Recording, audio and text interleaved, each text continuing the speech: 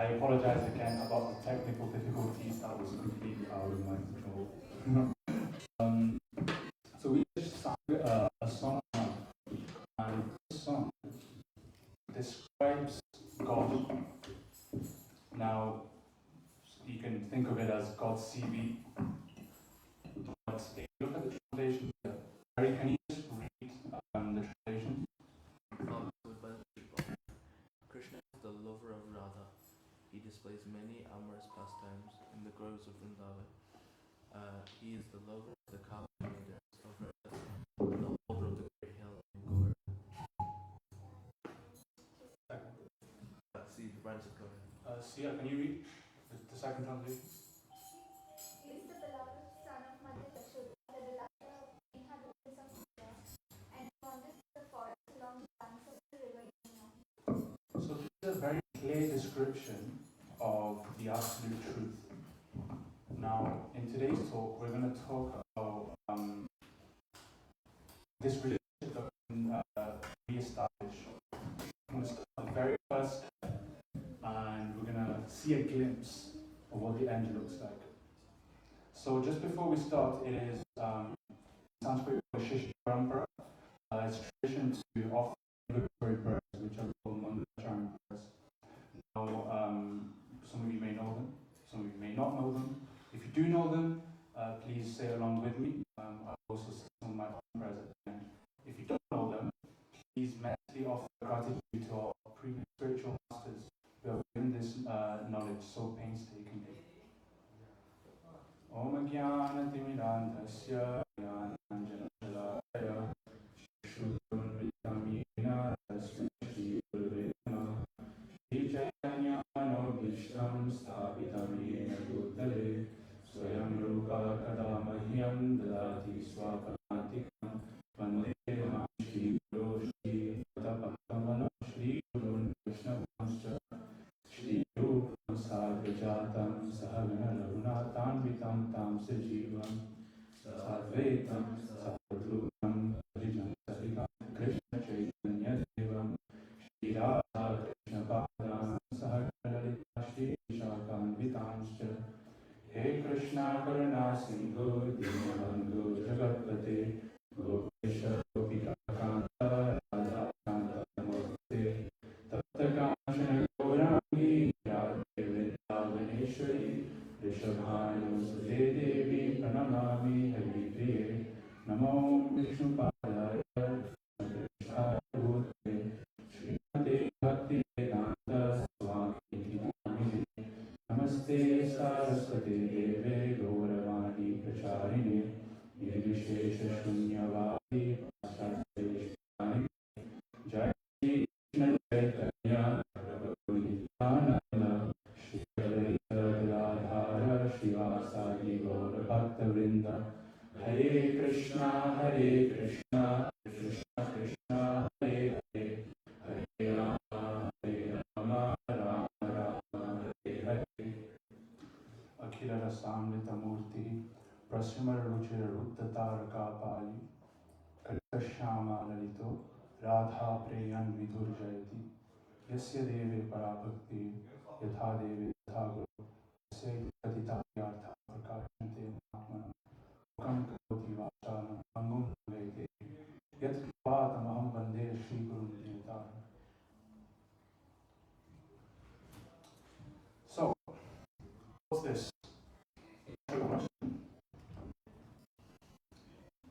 What is it?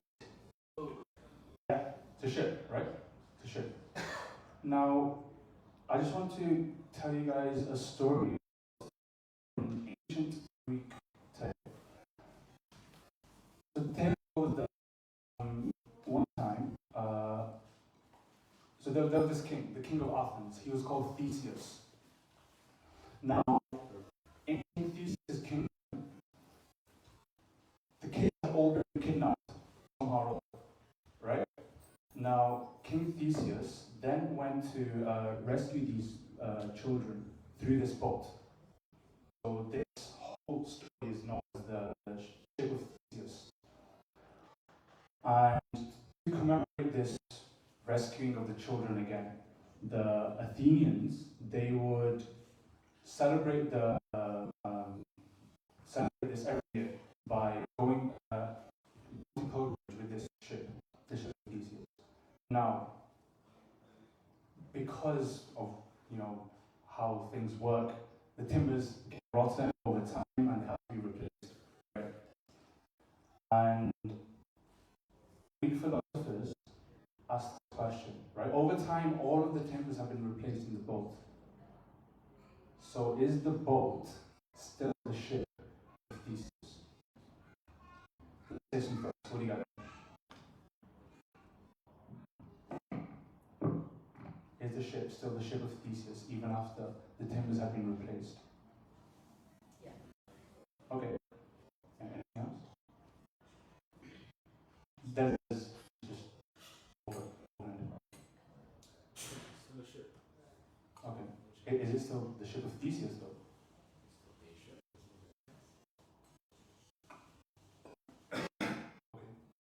Anything else? It's not this actual ship, but it's still when you say the concept, the ship of Theseus, it's still there's a correlation between that concept and that thing. That's interesting. So, thank you guys, by the way. So, yeah, ancient Greek philosophers asked this question, and more recently, other philosophers from contemporary time, they have extended this analogy to body and self, right? The body is changing over time, right? So, if the body is changing over time, what identity? Selfhood. What do you attribute it to if the body is changing, right, over a period of time, right? This is a big question of the philosophy of mind and philosophy, and what is that unchanging self, right? Say I won't do this, all right? Say cut your arm off. Are you still you if I cut your arm off? Yeah. You're still you, right? I won't cut your arm off. You're still you, right? That sense of I-ness, that I me, it still remains. Okay? Now, another example that our ancient scripture, the Bhagavad Gita, talks about is the body changing from youth to old age. This is how we just talked about. Okay, I want you guys to look at this, right? And it's a really, really, really mind-blowing experiment. Trust me, you guys, my mind's going to explode right now. Okay, that's photo A. Now, I'm going to show you photo B. You guys have to tell me what the difference is between photo A and photo B. What is the difference in the photo?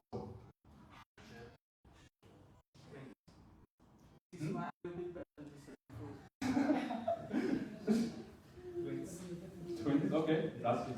Fair enough. Okay, let's assume it's they're not. What is it different? It's obvious different. Yeah, t-shirt is different. Okay.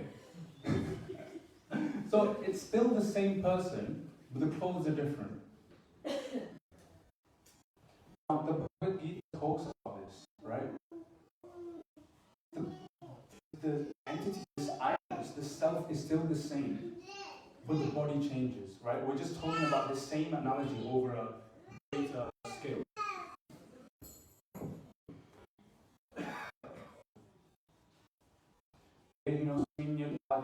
Kaumaram yovanam jara tata dehantara prapti dhirastatra namuhyati. Bro, can you translate the translation? As dead body and soul continuously passes in the body from boyhood to youth to old age, the soul similarly passes to another body at death. A sober person cannot view this like a change, but two. Thank you.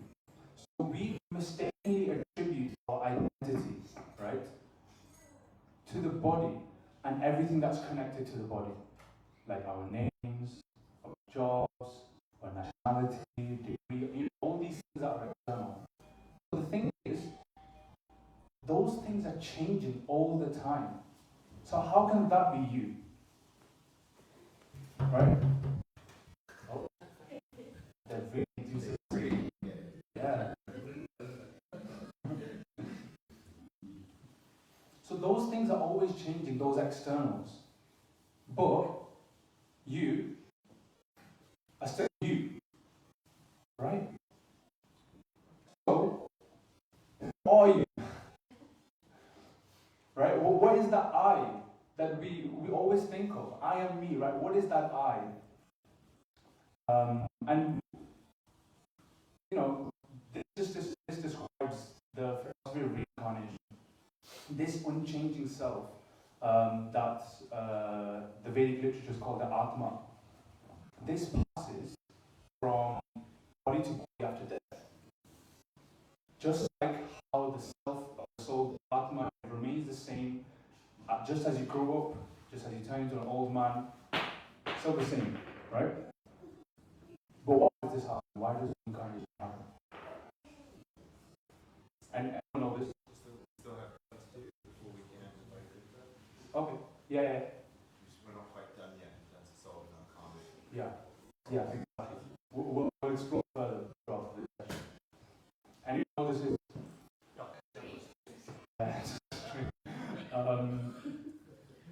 So the soul actually operates through something called the subtle body. Okay? The subtle body is what carries impressions and desires from previous lives, and they all accumulate within the subtle body. The subtle body then carries those out through the gross body, and the first one is the brain. It expresses those in the brain, and the brain controls everything else. So one way of thinking about it is that the Atma, as we had just defined before, self, the soul, is the user of a computer. The body is like the hardware, so the gross, this physical body is like the hardware. And the way that the user uses the hardware is through software. Like, if there was no software, it would not be able to use a computer. So what death does, it only destroys this physical gross body. Okay? The subtle body carries the soul to another life after death. And what this is the subtle body, like I said before, it carries impressions and desires, and they remain unfulfilled, like Kieran Brewer just said. Thank you. To fulfill those desires and take birth again and again and again. And the next body that I guess the soul goes into is made around this dominant desire as is carried in the previous life. So we've just gone through the first thing. We are individual spirit souls. Just establish that. The other thing is that the spiritual soul reincarnates. So this is the first lesson. Please remember this. Okay? We are individual spirit souls. Yes. Thank you. Okay. Now let's just go a little bit deeper on what's happening. This spirit soul reincarnates. Why does this happen? So, because the soul has unfulfilled material desires, right? It has to take birth again and again in this world to fulfill these desires, amongst other things. And what the spirit soul is looking for is this concept that's composed of two consonants in the Sanskrit language. Yeah, Ra and Sa. Rasa. This is what the soul is looking for, right? Every action that we do, like Harry, you just put your arms like that, right? Yeah. It makes you more comfortable, right? So that's one way of finding rasa. So the spirit soul is always looking for rasa, trying to find some sort of pleasure, some sort of relishment. And so that's what it means. A relishment, taste, or flavor, or a juice. Anyone who speaks Hindi? Speaks Hindi. So rasa in Hindi means juice, no? Yeah, nice. Now, this desire causes us to reincarnate again and again. But, right, reincarnating because the material desires aren't fulfilled, that tells you something, right? We're looking for something, and it can't be fulfilled. It's causing us to take it again and again. And because of this, the suffering continues. Material desires in the scriptures, they're also called chabala sukha, or flickering temporary enjoyment. So for that reason, material rasa is actually an illusion. Right? But the spirit soul is looking for rasa, and material rasa doesn't fulfill it. So what will fulfill it? Right? This is answered by the Vedic scriptures. And that is bhakti rasa. Okay? Bhakti rasa means rasa in devotional service to Krishna, the absolute truth. A Christian author, C.S. Lewis, he said a famous quote. If I find myself desires which nothing in this world can satisfy, the only logical explanation is that I was made for another world. So bhakti rasa is something transcendental. It's not the material world. This is the high taste, right? Sometimes, maybe you guys have experienced when you find something that tastes better, have it more often than something that's not so nice. And you previously thought was better, right? At this point, we're at like -1. We don't realize it, but we're at -1 in terms of enjoyment and pleasure.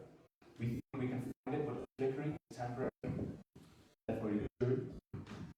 Bhakti rasa is +1 and onwards, limit to infinity. We're trying to find happiness with the negative side of the number line, right?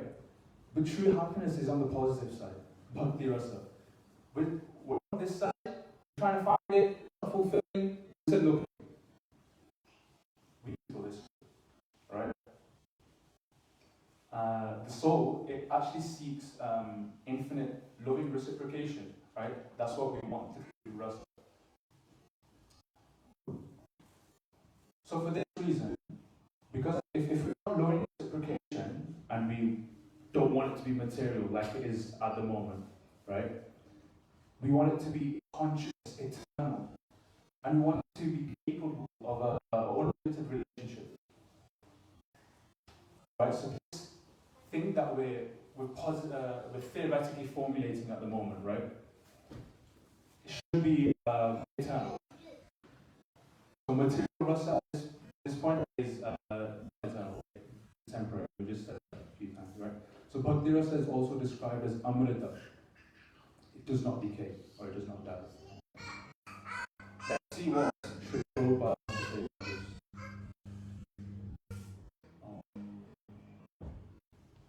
Neil, do you think you can? Wait, Cole, right? I'm not the best to read out loud. Okay, no worries, no worries. Read? Yes. Srila Prabhupada Vacha, the basic principle of the living condition is that we have a general propensity to love someone. No one can love someone else. This propensity is present in every living being. Even an animal like a tiger has this loving, at least in common stage. It is certainly present in a human being. The missing point, however, is where to repose our love so that everyone can become happy. At the present moment, the human society teaches one to love his country or family or his personal self, but there is no information where to repose the loving propensity so that everyone can become happy. That missing point is Krishna. refers to nectar of devotion. Thank you, bro. So, I want to love it. But the things that we place on love it, they're not completely fulfilled.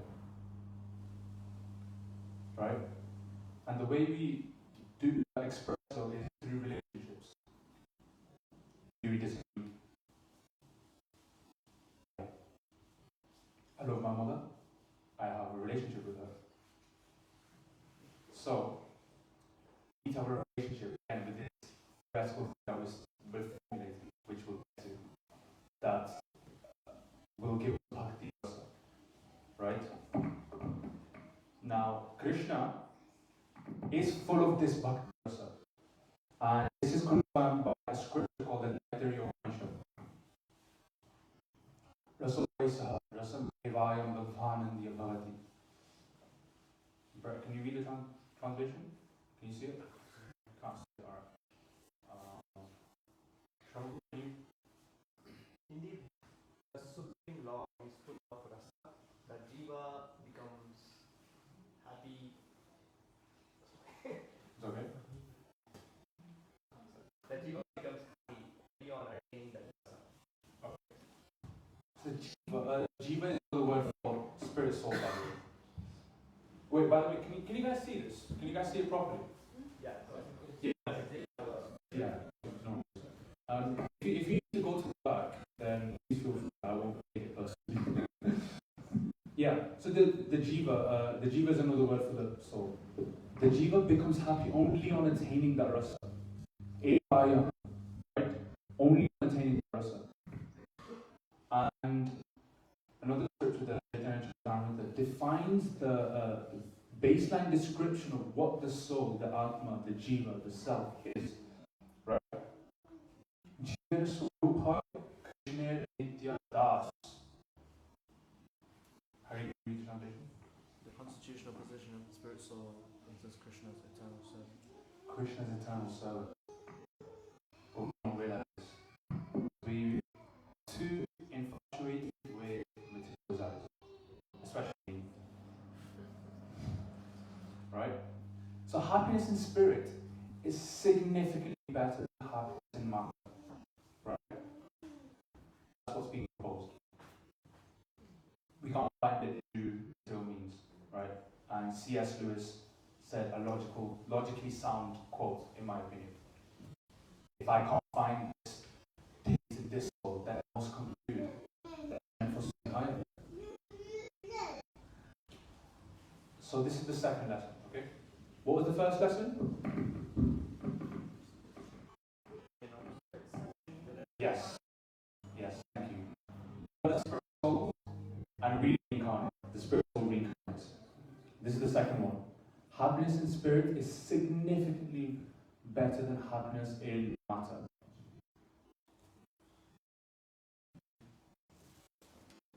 Now, we've been talking about this, right? Krishna, this entity Krishna. Who is Krishna? How do we know Krishna? Right? To make a relationship, you need to know the other person. Otherwise, there's no way to make a relationship. So, the way to know Krishna is pretty simple, right? It's called Bhakti Yoga. First thing you can do, you can come to the temple regularly, as you are doing right now. You can serve in Krishna's temple, associate with the devotees, serve the devotees who are dear to Krishna, and that way Krishna takes interest too. Another way is to chant Hare Krishna, Krishna's holy names. Right? There's two ways to chant Hare Krishna. There's through japa, which it's through beats, right? Japa is through beats. It's meditative, more interesting episode chanting. And another one is through kirtan, which we're doing at the start of today's program. Oh, actually has some japa. Can you just do them? Those are japa beats. We should chant Hare Krishna. Thank you. Another way is through reading the scriptures that detail about Krishna. that describe the name, qualities, and pastimes in the form of Krishna.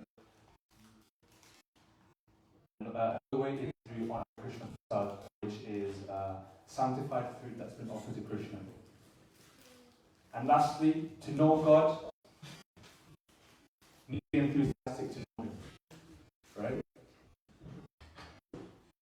Just like how you want to know, just like another person, if you want to go and get to know them, you should be willing to get to know them. You should be trying to be active in that relationship.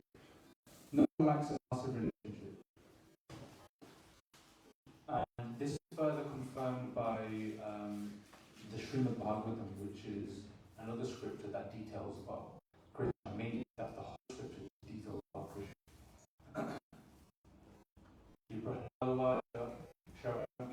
Vishnu Smaranam Padasevanam Archanam Vandanam Dasyam Sakhyam Atma Nivedanam. Yeah. Lord Maharaj said, you can think about the transcendental harmony, form, qualities, paraphernalia, and pastime of Lord Vishnu, remembering them, serving the lotus feet of the Lord, offering the Lord respectful worship with 16 types of paraphernalia, offering prayers to the Lord, becoming his servant, considering the Lord one's best friend, and surrendering everything unto him. In other words, serving him with body, mind, and word. Bhagavatam 7:5. So this process of Bhakti Yoga comes from authentic Vedic scriptures.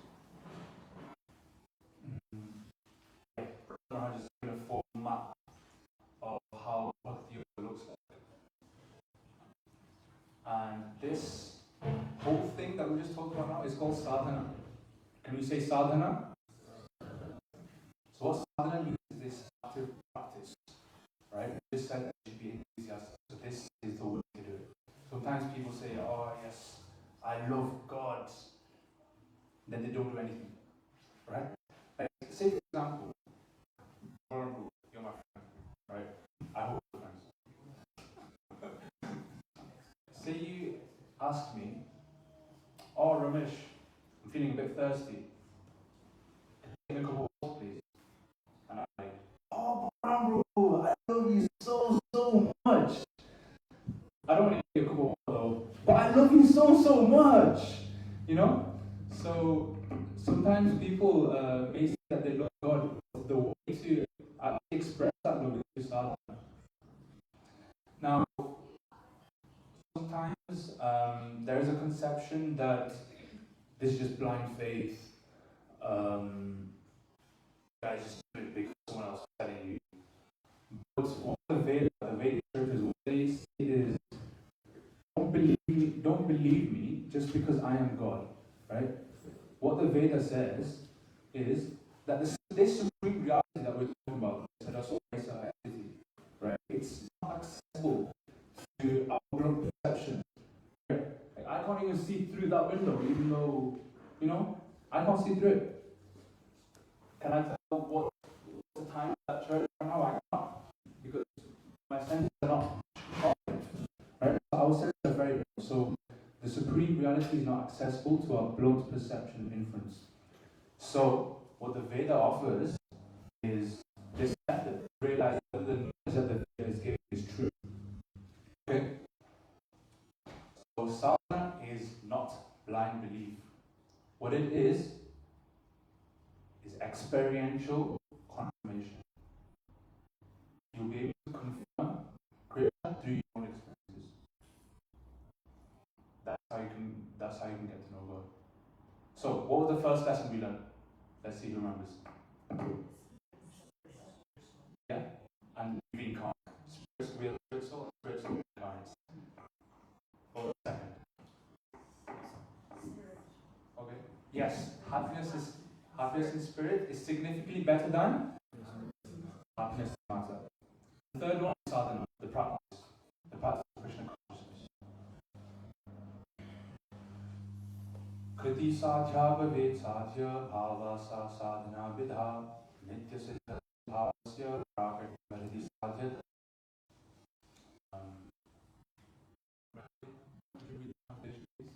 When transcendental devotees are Krishna is again is executed by the senses. It is called sadhana bhakti, or regularly discharge devotion service.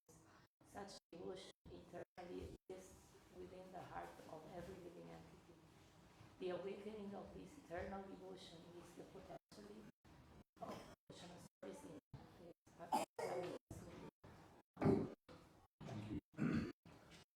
That's what it's talking about, right? We have these senses that are blunt, right? I can't smell as good as a dog can. I can't see as far as a eagle can, right? This is observed phenomenon, ironically. So what the scriptures and what they suggest is that we should use our senses for Krishna service and for Krishna's pleasure, right? Again, this goes back to our sadhana. We come to the temple, serve, chant Hare Krishna, read the scriptures, things like that. So this verse was composed by so-called Rupa Goswami. He has this theology of Bhakti Rasa in significant detail. This talk I'm just going to talk about like very little bit because it's quite complicated. So, okay, God, right? The general conception of God is something of awe and majesty, right? He's a man with a beard, up in the sky, sitting on clouds, throwing lightballs. But what Bhakti Yoga offers is seeing God who's beyond awe and majesty. Right? Let's take a pause. Who's this guy? He's British. Any idea? Who's this guy? Old What's his initials? WG.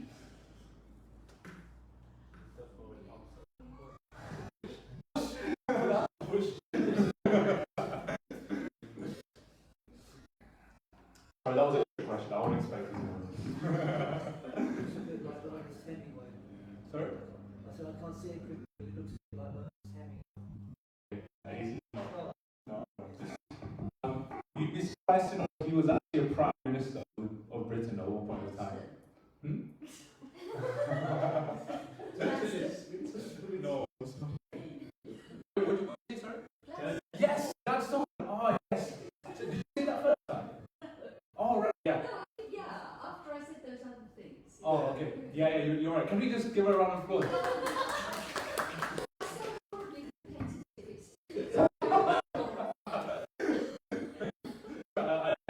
It took me a while to understand you said Gladstone. But yeah, that's someone called William Gladstone. So, William Gladstone was a prime minister in the British Empire. He was known to be a stern and severe, bold, strong type of person, right? Nobody could bat an eye in front of him. In the House of Parliament, when the opposition speakers would try and speak, he just glared them down and they stopped speaking. So he was an important person and he was, like that. He had many responsibilities in the British Empire, and there's like a stereotype of your average British person being a tough, stern guy. Now, one time, an official wanted to have a meeting with William Gladstone, as you do with a politician and whatever. After some heavy, tough arrangements, this official got through. He got a meeting with him. They'd arranged the meeting at Gladstone's house. So the official went, knocked on the door, but he was answering. I wonder what he could be doing. Then the official decided, let me look through the window. So he looks through the window. Guess what he sees? Gladstone, William Gladstone, the Prime Minister of the British Empire, by the way. Okay? Almost over the whole British He's a prime minister. William Gladstone on all fours with his grandkids on his back playing horsey. Right? So, William Gladstone, no banana in front of him. There he is, his grandkids on his back. And it's like, horsey, horsey. Right? Could you imagine, right? The mind of the official right now is like, oh my goodness. William Gladstone is on all fours with some kids on his back. Right? So the officials do that to William Gladstone. Could the officials get on William Gladstone back? No, he couldn't.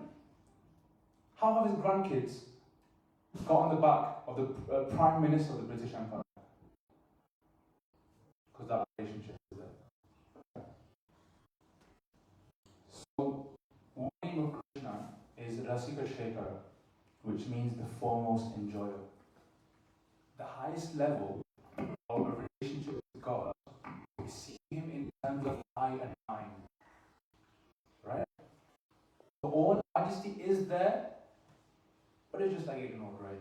Yeah, God is majestic, God is powerful, but we just want to check with you. So what Bhakti Yoga offers is going beyond fear of God. Right? Going beyond fear of God, to love Him in an intimate way. Krishna has an irresistible personality, right? He's got such a sweet character and pastimes with his pure devotees. Some of those pure devotees are in a mood of neutrality, like the cows. You can see the cow there. Some are in a mood of servitude. Some are in a mood of friendship. Some are in a mood of parenthood. And some are like conjugal lovers of Krishna. This explains there is no taint of materialism whatsoever. None. No taint of materialism.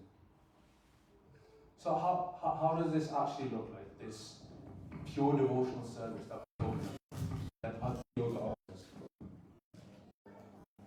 So Sri Goswami says again, Shunyam Jnana Karmadina Vritam Anukulyena Krishnanu Shiranam Bhakti Uttama. Bernie, see it. If you ask us, can you see? Translate? No. Yeah. Can you read it, please, Krishna? The translation, please. When first-class devotional service develops, one must be devoid of all material desires, knowledge obtained by monistic philosophy, and fruit action. The devotee must constantly serve Krishna thoroughly, as Krishna desires, favorably.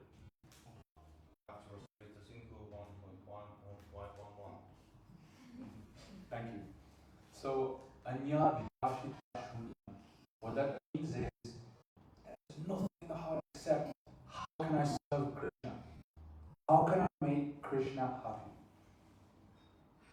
This is the best definition of pure devotional service, which Prabhupada gives in Bhakti too. The pure devotee wants something. The pure devotee wants just to serve Krishna and give Krishna happiness. He wants to make Krishna happy. Right? And when Krishna is happy, the devotee automatically becomes happy and experiences that bhakti rasa.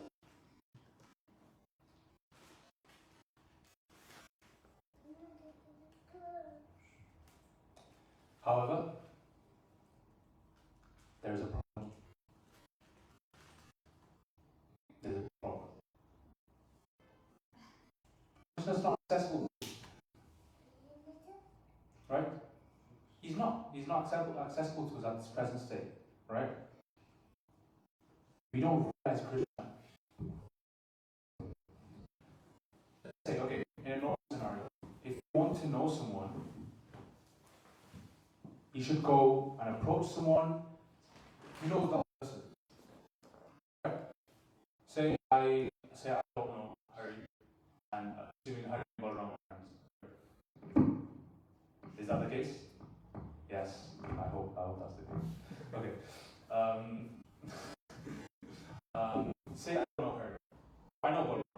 but I want to get to know Hari. Hari is currently inaccessible to me. What I should do is speak to Baran. I hope he doesn't bite. But I should speak to Baran, bro. And I should get to know about Hari from him. And eventually, he becomes accessible to me, right? Baran, bro, will introduce me to her. So, how this works out of this analogy in terms of Krishna and us is that Krishna has these people, right? In this example, we talk about Baran, bro. So Krishna has this position. Krishna sends these people that have the same position in this example as Baran, bro. And that is someone that the Vedic scriptures call Shri Guru. I mean, Guru. Guru. Yeah. So, Guru, or devotee of Krishna, is someone that Krishna personally empowers to become manifest souls. Right, that way.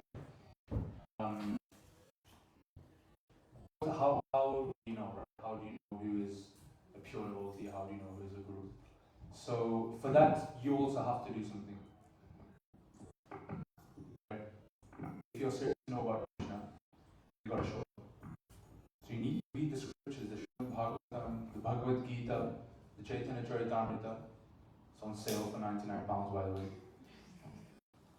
Right? The detail of how you can find such a person. This age, such a person has to manifest was very easily. And he's in this room. He sat on my left. This person, this is called Srila Prabhupada ki. So our pure devotee is Srila Prabhupada. And Srila Prabhupada was absolutely to his spiritual, to his guru. A guru is someone who's also 10% surrendered to his own spiritual master. That's this concept of parapara, which means this is succession from guru to guru. That's how it functions. Now, such a devotee is very, very close to Krishna. Very, very close to Krishna. And he's a constant pain seeing the mass public suffering from Chabala Sukha, from this flickering happiness. Right? Now, Prabhupada, he sacrificed his old age, right? The old age which we generally associate with retirement, let me relax, don't want to do anything anymore, let me have grandkids, like Gaston, like that, right? But Srila Prabhupada, he sacrificed his old age. And he went to the Western world at the age of 69. 69, right? Or 70? Yeah.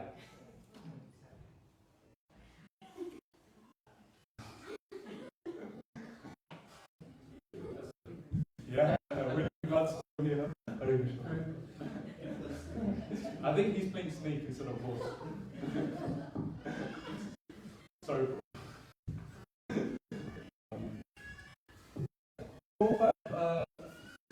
Give the Western world this message of Bhakti Yoga, right?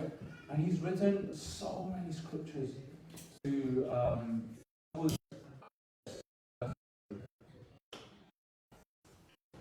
so briefly say, can I have the class? Can you pay with them?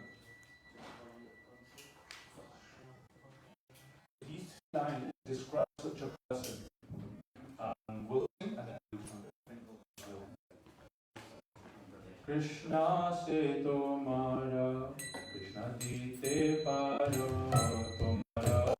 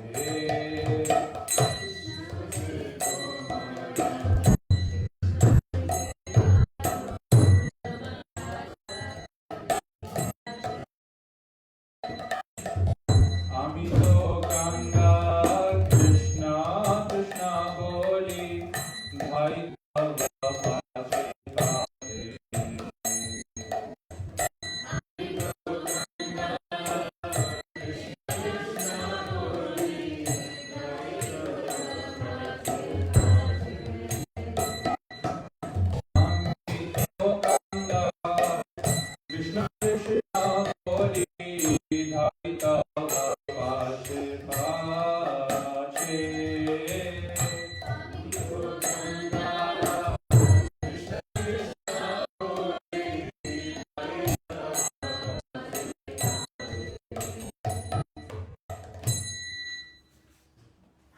Hari, can you read the translation? Krishna is yours. You have the power to give him to me. I am the your servant running behind you shouting Krishna. Srila Bhaktivinoda Thakur Saranidhi. Such a person, look what Bhaktivinoda Thakur is saying. Krishna is yours. It's your property. Can you imagine God, someone's property? So Srila Prabhupada was such a person. He tasted this nectar of bhakti rasa so much that he impelled to give it to the rest of the world. You know, in the Bible there is a quote, my cup runneth over. Srila Prabhupada was like that. He has so much love for Krishna, he just wants to give it to everyone else. Now where did the cup run over? Right? Okay, let's take a pause before we review where the cup running over. What was the first lesson we've learned? Spirit soul. And the spirit soul incarnate. Thank you, Saraswati Mataji. Second lesson? Yes. Happiness in spirit is significantly better than happiness in matter. And the third lesson is the luminary of love. Oh, yes, sadhana. Third is sadhana. And the fourth, this is meant to say before. The fourth one is a luminary of love. Apologies. So, let's go back. Where did this cup run over in the case of Prabhupada? His books. That's where the cup ran over, right? The Chaitanya Charitamrita. Again, on sale for £99. And all those books there, they see that shirt on the next book as well, right? All these books you see here, Srila Prabhupada wrote them. And he got them from the Vedic literature, which, not all Sanskrit Pandits, right? Is anyone here a Sanskrit Pandit? Put your hand up if you're a Sanskrit Pandit. Nadia's a Sanskrit Pandit. Nice. Yeah, you should teach me. Right? So, Srila Prabhupada made it so simple. He's given it in his books in a very accessible and easy way. Can you read the quote, Mataji? Mataji in the back. Read it.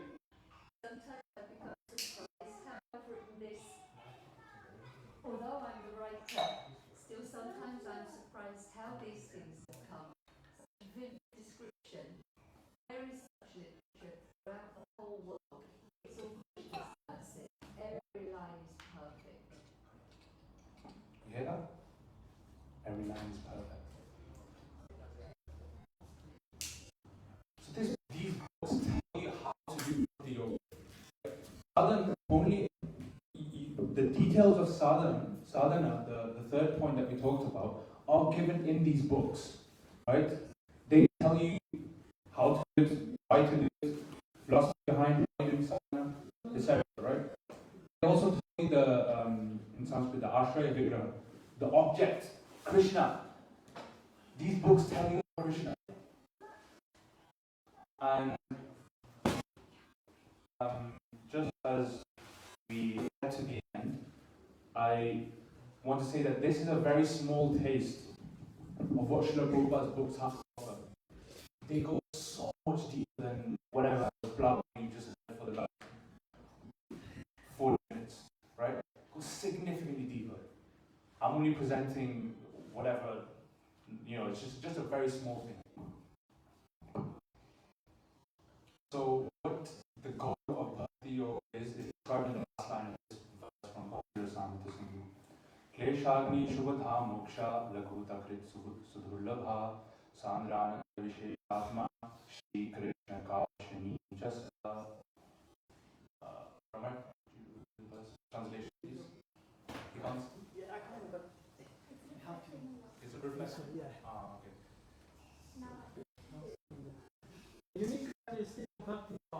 its ability to destroy suffering, its bestowal of auspiciousness, its disregard for liberation, its rarity of attainment, its manifestation of concentrated bliss, and its ability to attract Krishna.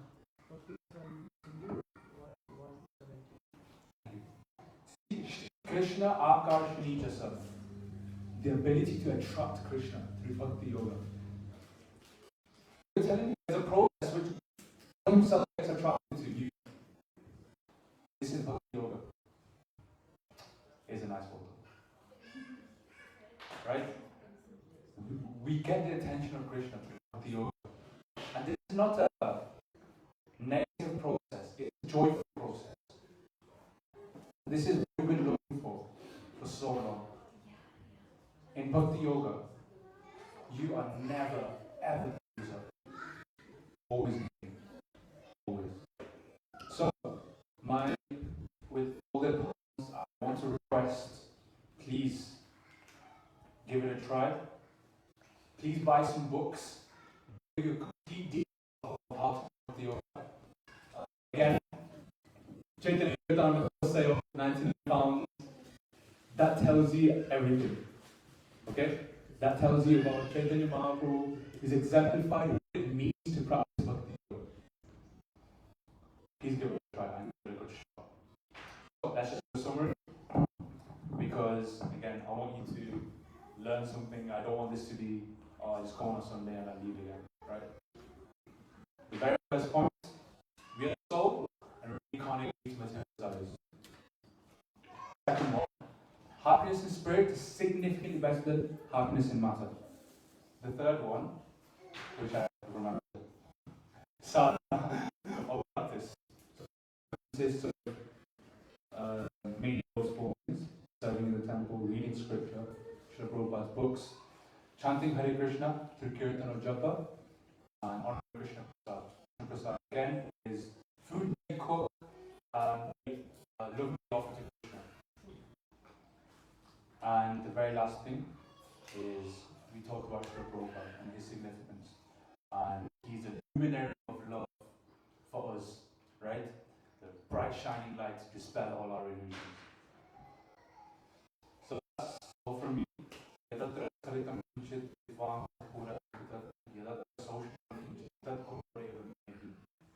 What this verse means is whatever errors I've presented, I request the senior devotees in the room. Plenty here, I feel a bit embarrassed to sit here. But whatever errors are presented, I request you to please correct me. And whatever good, whatever benefits you found in this feeble presentation, only due to my guru and my authorities. Thank you very much, dear devotees. Jagat Guru Srila Prabhupada ki. I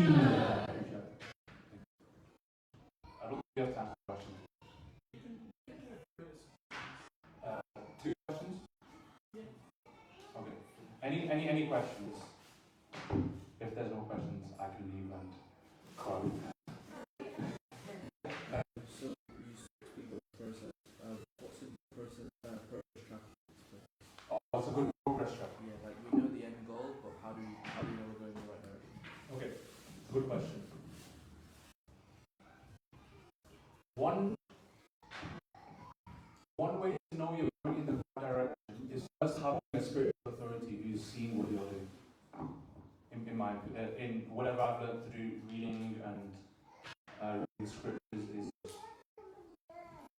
having a spiritual authority to look over you whilst you do your sadhana is super beneficial. Such a spiritual authority should have their own spiritual authority. They should also a high level of sadhana, and they should be very high level in character, right? So this you can have like your mentor and also a guru, different things, but they do similar things. Who is in a significantly high level than a mentor or authority. The most important thing is to have an authority who is seeing your sadhana and whatever you do. they can guide you in the right way. If you want a more technical answer, there's a scripture called describe each stage of devotional progress. So I'll talk to you about that on the coach ride home. Yeah, yes. So I was comment on that. Yeah. I was saying it says that you can recognise if you're making progress if you can see you become free from the the things you were attracted to before the life, those things are on the way like that. So that's a sign of progress. Yeah. Thank you, Prabhu. Yeah. I remember hearing that in the class actually. I don't know how I forgot it. Thank you. Yeah, I was just going to say the same thing, that if we become more attracted to spiritual activities and we're becoming less attracted to material activities, just the same as Dhamma. That's just quite a simple. Yeah. And it's true, we need someone to guide us. But we can also perceive this ourselves. Krishna says, in the Bhagavad Gita that it is, what is it? It is the translation. He said it's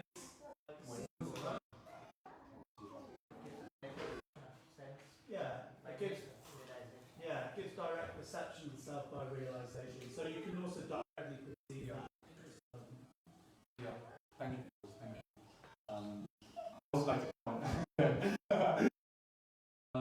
I'd also been told one good metric for, I guess, introspection and self-observation is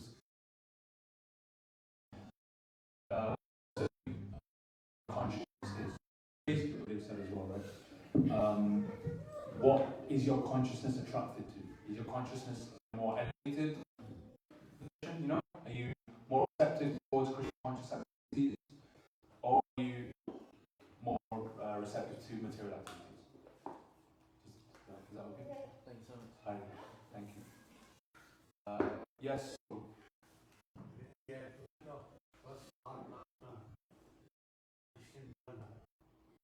Beforehand, the fixed heart was successfully transplanted. Sorry, bro, can you speak a bit louder? I'm not able to. Before the advent of first heart transplant, Yeah, first Christian yeah, and before that, the fixed heart was successfully. yes. Yeah.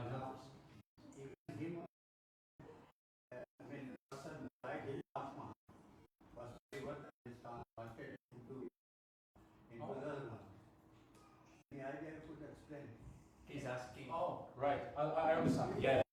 You're asking, had a heart transplant with a pig, and that heart transferred. Yeah, pig transplant successfully was done. Yeah. What happened when the transplanted patient died? Whose name was should not the name of the pig? Oh. Did everyone understand that? Yeah. That's really cool. Successful first heart transplant was done by South African surgeon, Christian Bernard. Yeah. It was successful for a good many years. Not very common thing. Somebody told it, somebody say the only person is going to die maybe from something, but the one who survived. So as such is difficult to Yeah. because two both are involved there. Okay. Thank you. Is that anything else? Any other questions? Bro, can I take more questions or can I do one more question? Yes, take my mind and give me trouble. Looks like I'm safe.